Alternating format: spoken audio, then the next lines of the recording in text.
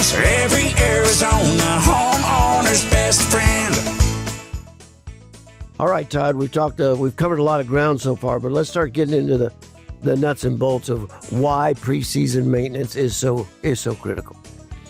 Yeah, so again, as we touched briefly, dirt is the enemy of the air conditioning unit. And so every year there are components of it that you want to make sure are cleaned properly. You've got coils inside and outside your house. There's a heat exchanger that occurs that removes the heat from the refrigerant and exhausts it outside the house. If those coils are dirty, it's not going to perform correctly. It's just not going to have that heat exchange. So cleaning is a big component of it. Tightening lubrication is a big component of it. The third part of it is air conditioning units, just like anything else. Use the car example. They have parts that wear out, right? Like your brakes don't last for the duration of your car. Your tires don't last for the duration of your car. And so when we test pieces of equipment, we do identify areas where parts are worn out, like a contactor, capacitor, those sort of things. They are designed to last probably 4 or 5 years. If you don't replace those parts when they're failing, they will cause major failures, which will cost significant amount of money to repair. So you're better off, as parts wear out, to keep them, to replace them. So sticking on the car example, if your brake pads are failing, if you don't change your brake pads timely, then all of a sudden you're changing rotors. And then if you don't change the rotors, then you're getting into major other issues. It's the same thing with air conditioning as they have wear out parts. So you're going to want to test all that equipment, all those parts, and you're going to want to assess what is within manufacturer specs and determine if it's appropriate to change it. What I tell all of our technicians and what we constantly are training on is that every recommendation on your air conditioning unit should be based on evidence, meaning you should be able to show the homeowner the evidence of why it's appropriate to make any sort of recommendation. And that would be one of the takeaways I would have all homeowners do. No matter whether it's plumbing, air conditioning, electric, you name it.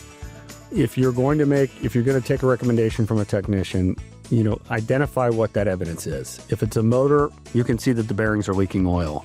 If it's a motor and it's overamping, you can see what it's supposed to be pulling compared to what it's testing on the meter. And so I'm always encouraging our technicians and our homeowners to always identify that evidence before making those recommendations. Great tip. That is a great takeaway right there. So, I want to, there's always, a technician goes into a house and identifies a problem. It's appropriate for them to present it to the homeowner, but it's more appropriate for them to explain and show why they're making that recommendation. So you as an educated homeowner can make the right decision for you instead of just buying things to buy things, because I would hate to see that ever occur. Maintenance, obviously, this year I think is probably one of the most critical years to make sure your equipment's maintained.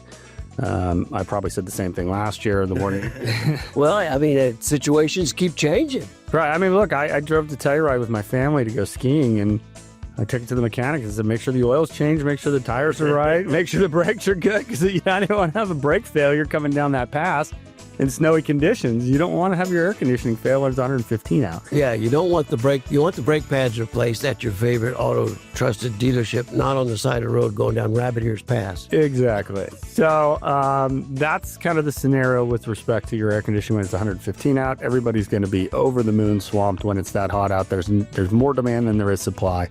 So you might be forced to use somebody didn't intend to. Rosie on the house, every Arizona homeowner's best friend.